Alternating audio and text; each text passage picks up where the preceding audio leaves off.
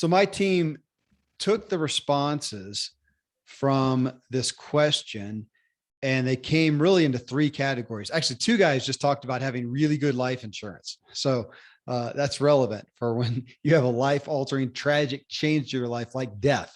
So life insurance, but everything else fell into three categories. One was faith / spirituality. That was the most responses towards that. Second one was mindset. And the third was habits.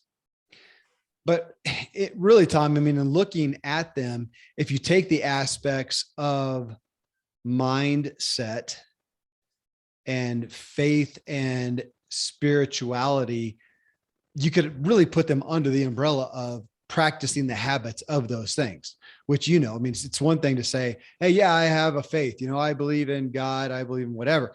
If you do not daily be doing something with that, practicing with that, I would say it probably won't have a great deal of value when tragedy, for instance, strikes. So again, it really felt like it goes back to habits, which reminds me of my friend Tom Ziglar. What's the fastest way to success? Says Tom on stage when asked that about 5 years ago now. Yeah, I think even longer than that, but only because we're in a time warp. True.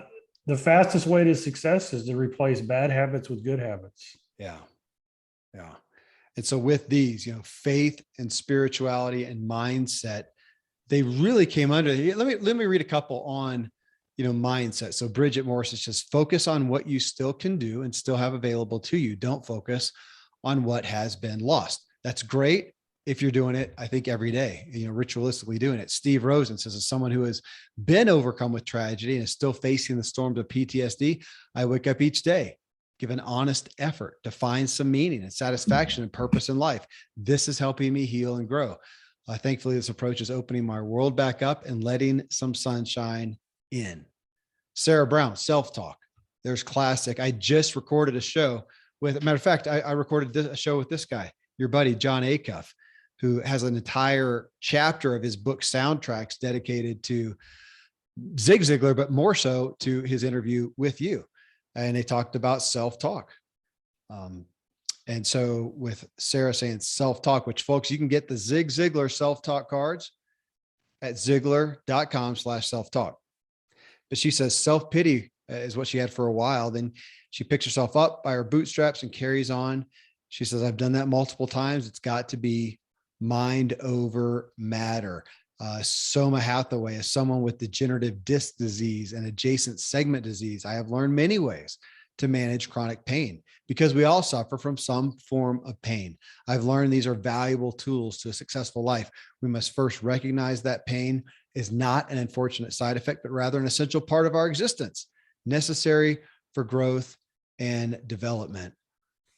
Tim Winder says he just did a podcast episode himself on this, how to build up your immunity to change.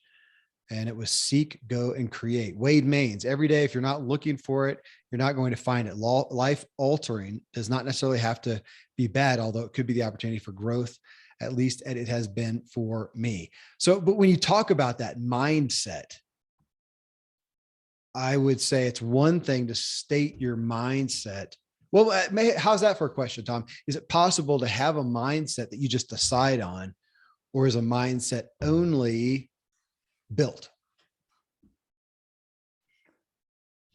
Fundamentally, you have to decide and choose what mindset you want to have. And then you have to go about building it day in and day out.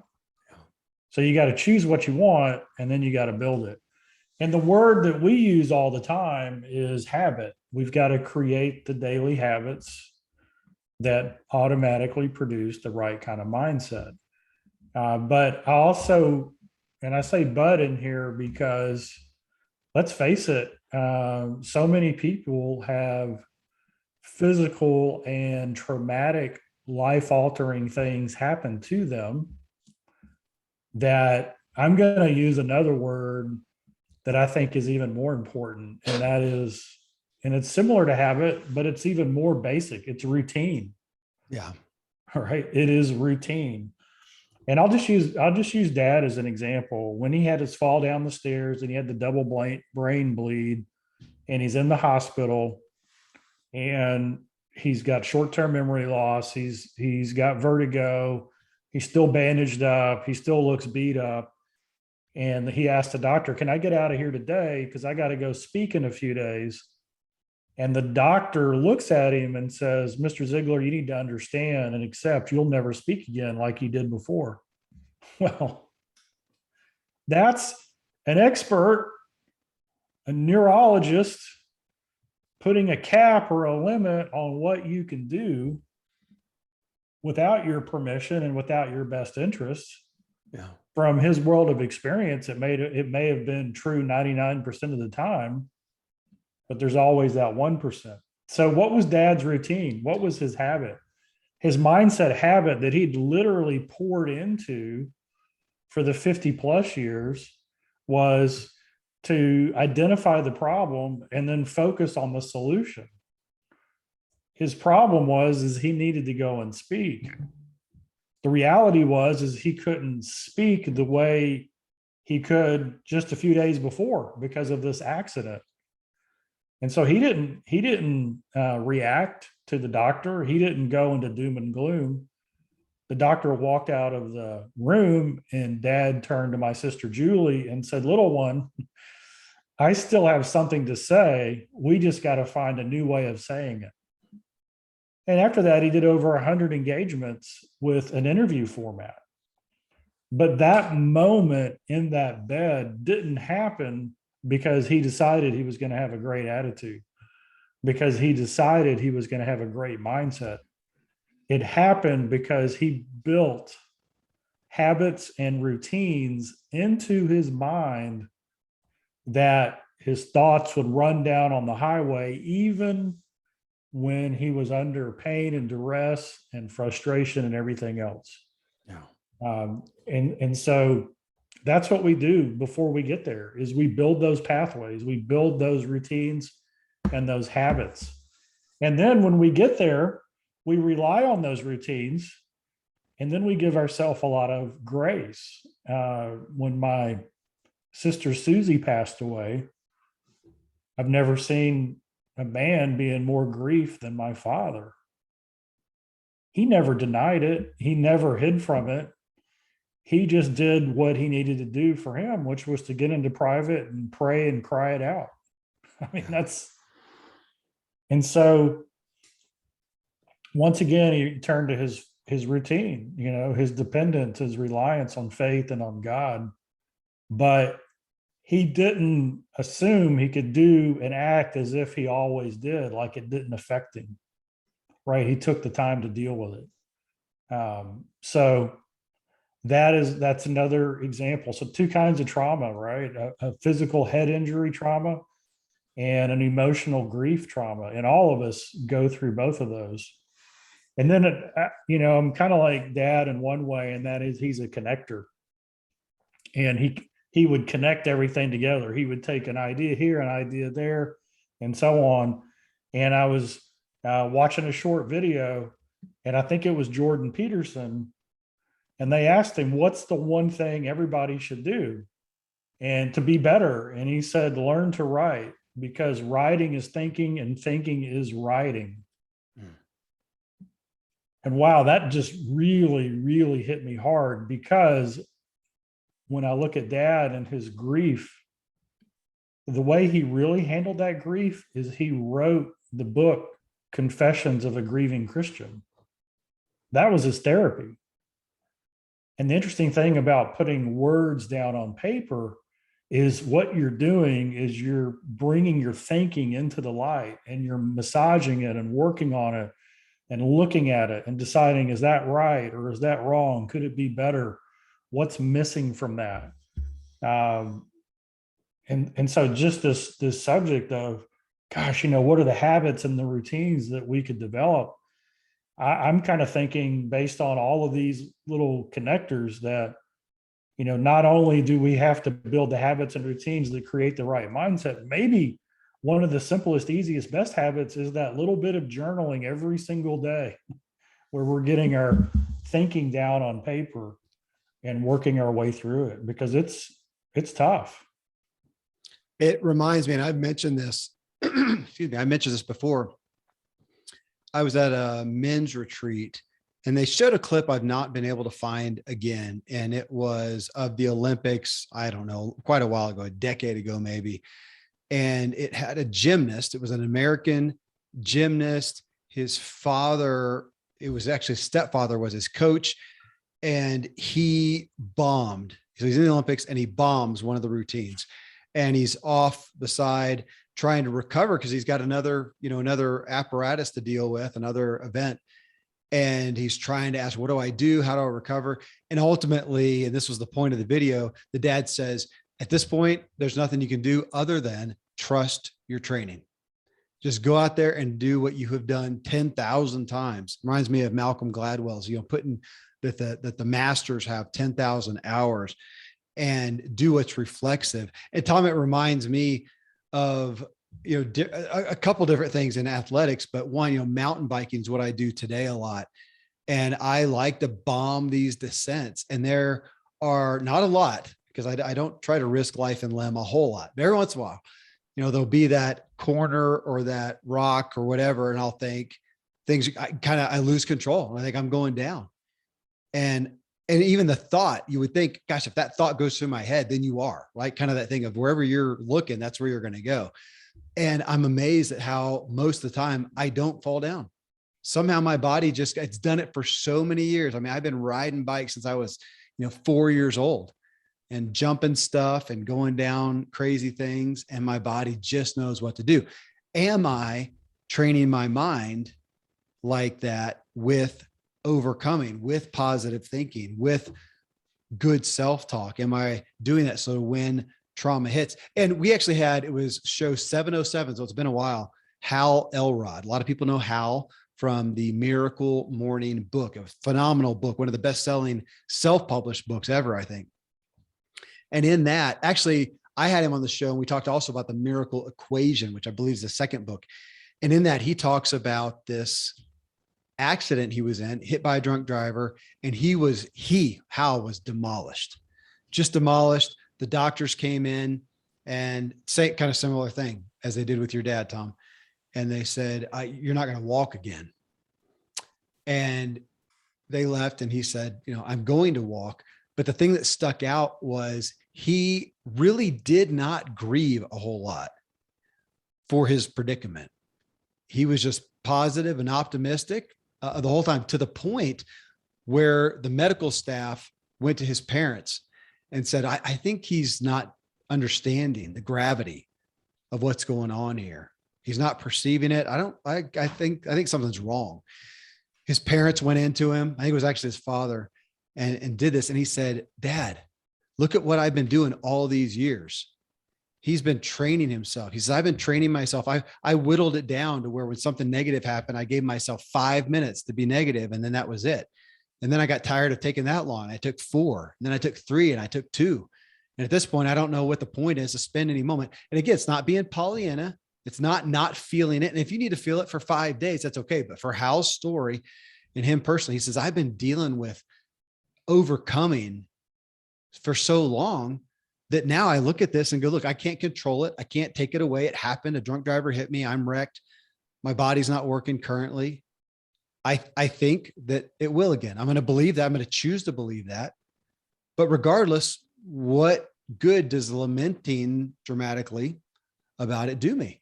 So I'm going to go forward with a positive attitude. Now, of course, the story is that he recovered and he's walking and running and doing things today. Now, I say that, and I want to be so sensitive, Tom. So you talked about that. What did Zig do when a child died? He grieved for plenty of time. So if somebody's out there, this is not to say that if your child dies, you should be over it in 5 seconds and just say, well, hey, I've been planning for this, so we're just going to go forward good. I mean, there's much to be said for grieving, for lamenting, for that. So we're not minimizing that, but it is saying, how am I training myself today, not to look forward to trauma, tragedy, and be pessimistic, but to not be arrogant, say anything could happen to me at any time. what am I doing to be working out my mindset and the habits as you explain it, Tom?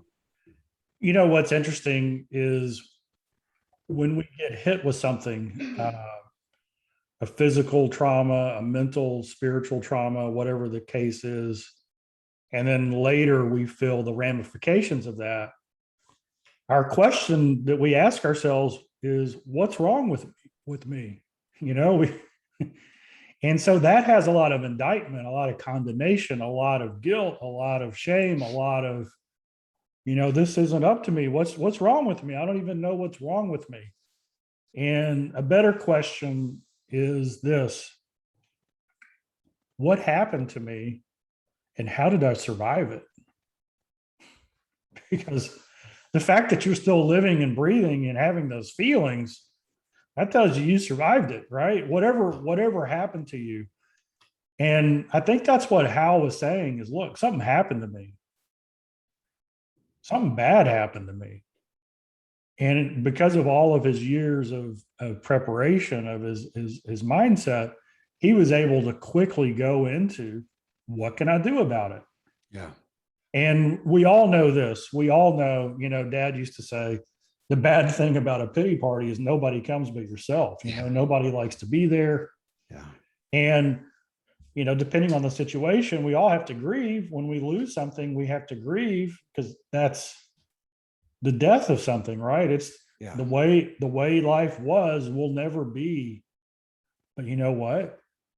The way life can be could be better. It could be amazing. It could be, different in ways that we don't even understand. The difference that we make in others' lives could go to a different level. The joy and the appreciation, the gratitude for what we do have could go to another level. But I think it starts with laying down the routine, laying down the habit that says, from a purely logical perspective, gosh, what's the best way out of this? And it's to really get solution focused. Yeah.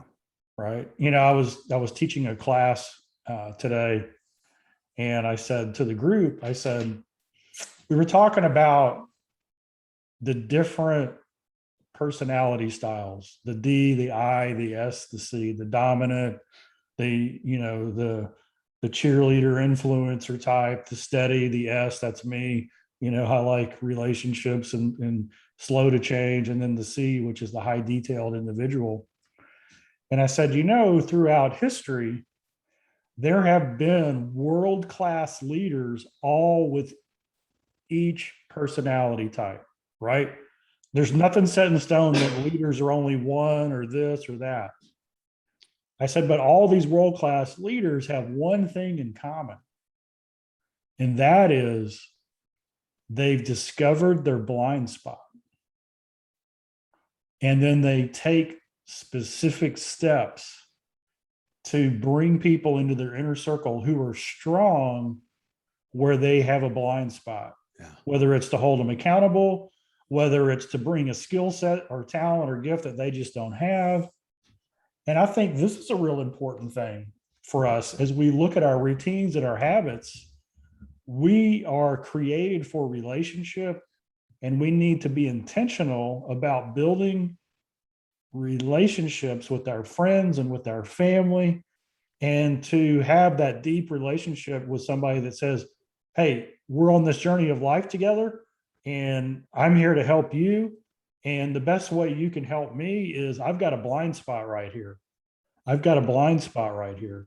And then they come in and reinforce you, because when you go through some sort of a trauma, you need people on your side.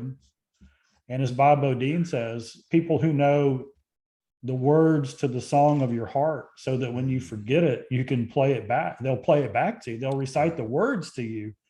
And to me, part of that is people who know the routines that you need to have that make you flourish, who can come in and remind you of that, and who know that because you've shared with them your blind spots. Hey, I'm weak in these areas, because sometimes when we're down, we need some help from those that love us to help encourage us back into the right path. Well, on that, no, Tom, we need someone. I want to hit a couple of the people who cited faith and spirituality in that, because that is obviously we had the most responses towards that. And I mean, I'll say this is my opinion.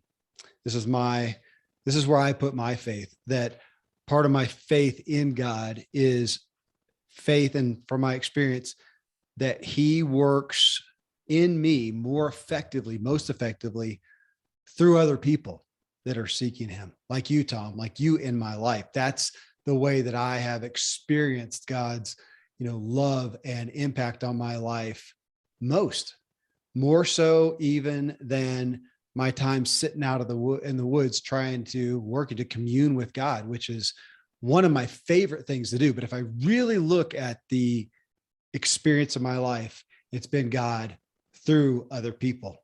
As you say, I love one of my friends. He says, I trust the Jesus in you. And I love that perspective of me experiencing God through those who are following and seeking him. And so a bunch of people responded. It would take a long time to read through them all, but Wendy was one of the first ones to respond in this category. She said, I focus on Jesus. And I said, well, what would that entail? If you're explaining it, even to a non-believer, what does that look like?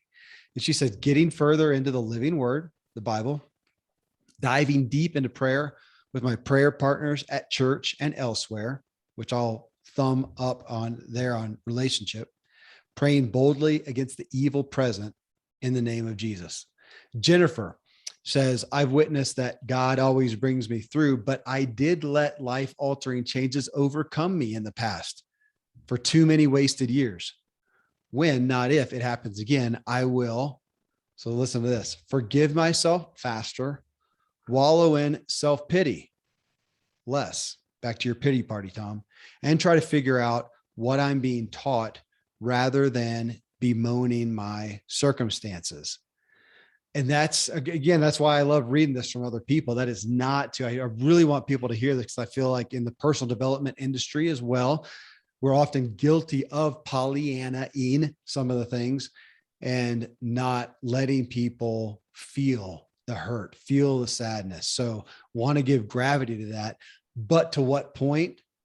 But to what level of, obviously, we're talking about this not incapacitating you. I mean, we started off with the story from Zig of the guy and how he recovered. And the point there that Zig really started off with was it wasn't how he recovered because of what he did afterwards. Now, obviously that had to do, I'm sure he did loads of physical therapy and positive thinking and all kinds of things. But the primary ingredient for him was what he had done prior.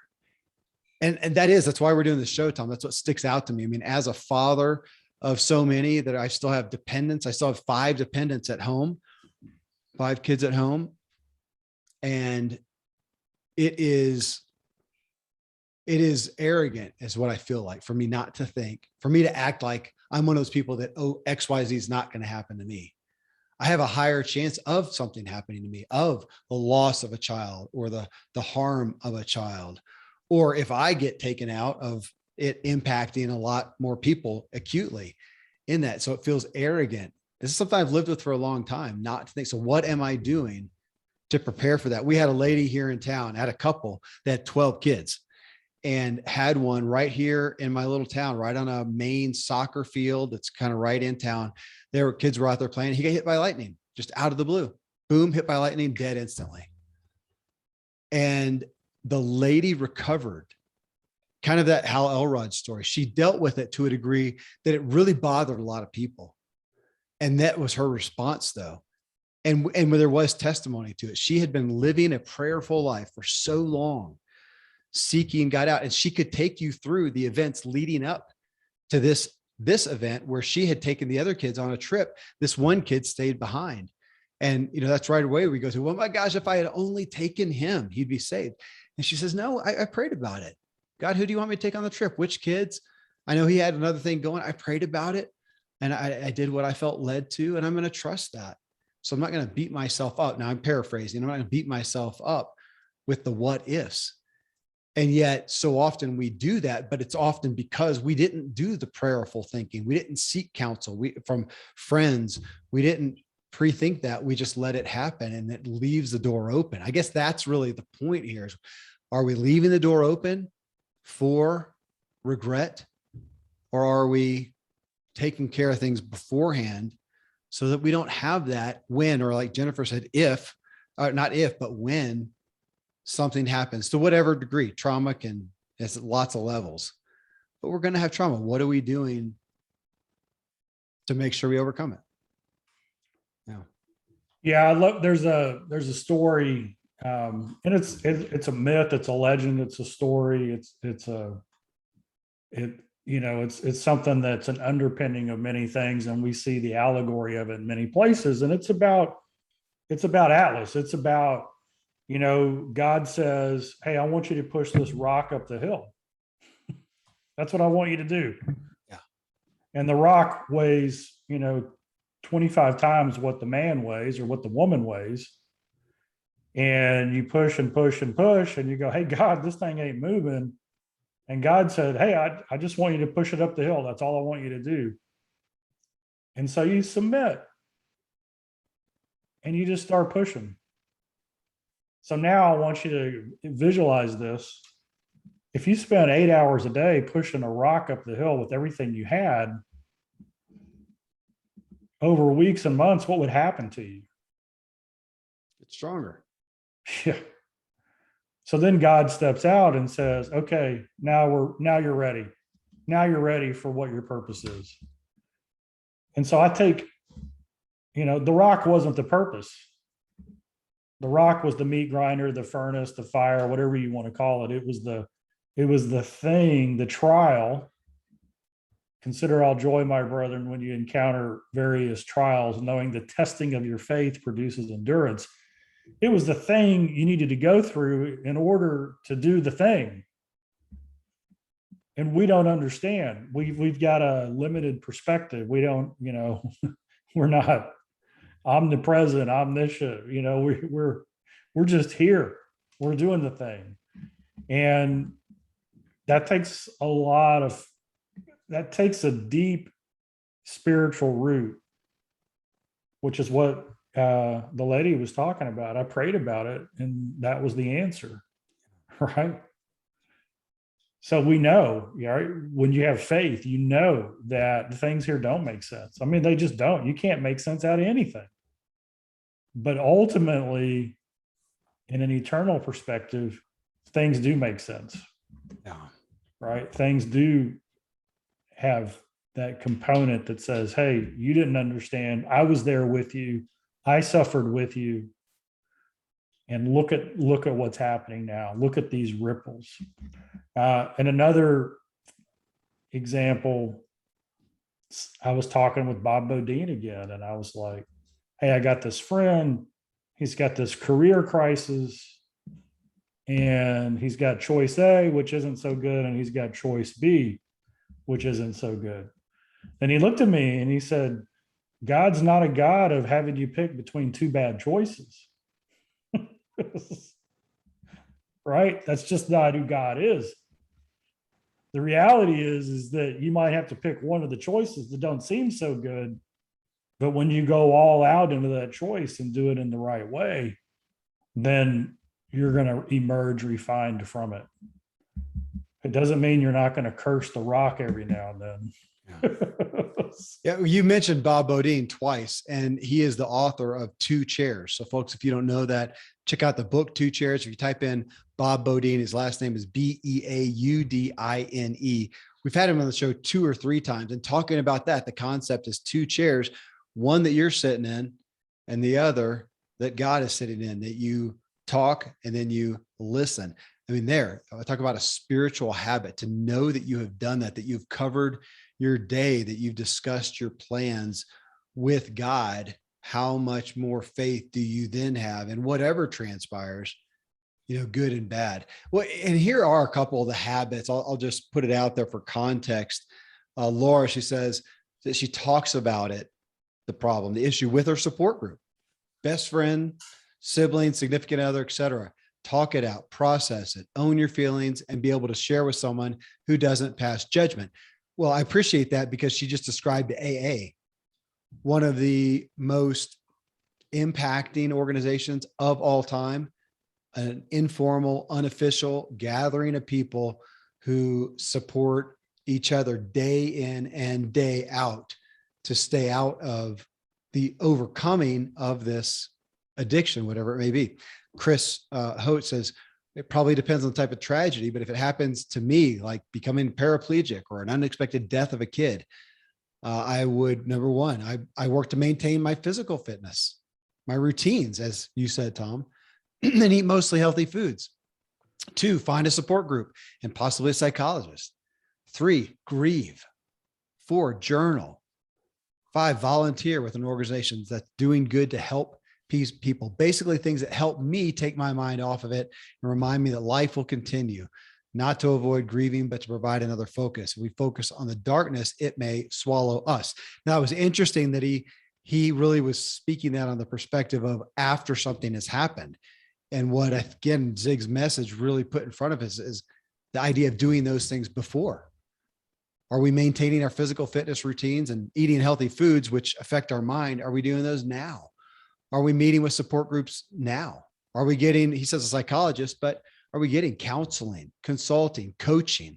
Are we getting that now? Are we journaling now? As you said, Tom, are we writing now? Are we becoming aware of, I'd say, friends with our thoughts and our feelings? And I'll put that out there for journaling because I, one, am prone to journaling my thoughts. Some people will journal, what happened during the day, events. I tend to do my thoughts. I'm not so fluent, or by nature will I journal my feelings, which is something I want to do more. So I'm more in tune with those. Jessica Moyer, who Jessica Smith Moyer, one of the Ziglar Legacy certified coaches. She says, continuing to pour into personal growth and development. I don't know how I would have managed the last 18 months without attending the Ziglar Legacy certification that happened 2 weeks before COVID shut everything down. Here's one that's very candid, Tom. Sean Dempsey, he says, I lost my wife to pancreatic cancer 2 years ago. I see a lot of folks replying that they've turned to their faith, but what little faith I had at the time, I think I've lost. However, to not allow it to overcome me, I've been reading more again, trying to get out and see more of Colorado in nature, taking steps to minimize obligations and belongings, trying to figure out how I can make a positive impact with whatever time I have left in this world. There is a doing in there. Even the aspect reminds me, Tom, of the concept of waiting on the Lord. That is biblical, that we talk a lot about. It was talked about so much in my upbringing, in the church, and it's talked about today, waiting on the Lord.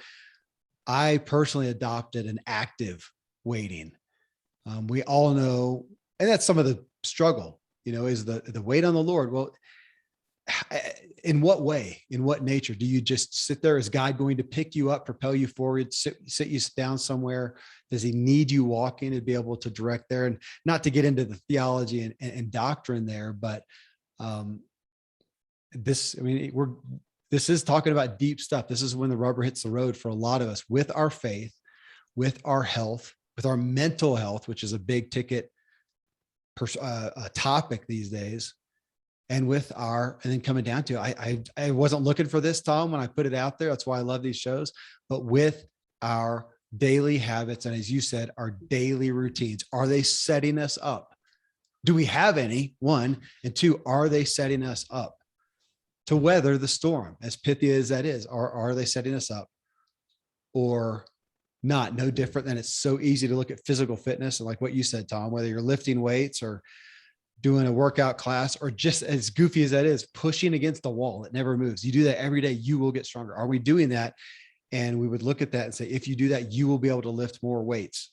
You will be able to help somebody move, take their couch in and out. You will be able to lift a car off a toddler in an accident. Whatever. What are we doing mentally? That's really what we're talking about, to be able to weather the storms. I mean, that's doesn't get more poignant than that. Yep. And I just, I appreciate Sean putting that in, because, gosh, if you haven't had those questions, it's probably because you're too young to talk. Agreed. I mean, it's like, to some degree, we go through it. And that's why I really like, once again, the two chairs with Bob Bodine is, his audiences are primarily secular. And he speaks there and he always gets the question, yeah, but I'm not a believer or blah, blah, blah. And he's like, hey, what a great question to ask the creator. Just take the time, sit down, say, hey, God, if you're real, show me. Yeah. What's going on? I don't understand. And this is what I know spiritually. If you're earnest about trying to figure that out, and God shows up. Yeah.